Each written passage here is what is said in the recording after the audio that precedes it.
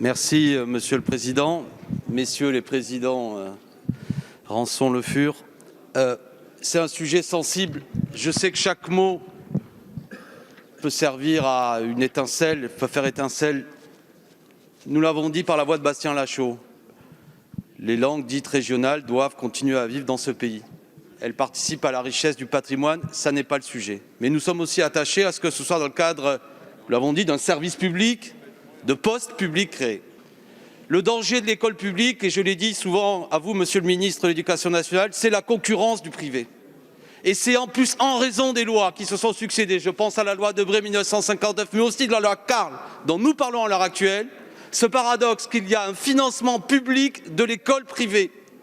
Le problème, toutes les études sociologiques le démontrent, que l'école privée aujourd'hui accueille les catégories supérieures, alors que les catégories les plus défavorisées se concentrent dans les écoles publiques. Si nous acceptons l'élargissement de la loi Carle par l'intermédiaire de cet amendement, nous allons participer au financement public de ceux qui quittent l'école publique, qu'on le veuille ou non. Donc gare à l'effet à double tranchant.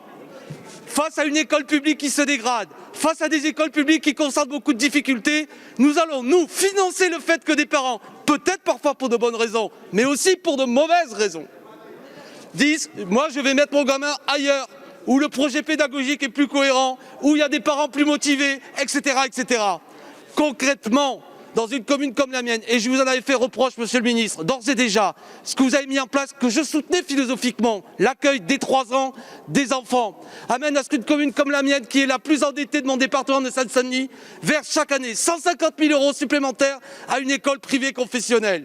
Ça fait 650 000 € sur un mandat, alors que la commune a les plus grandes difficultés à financer l'école publique.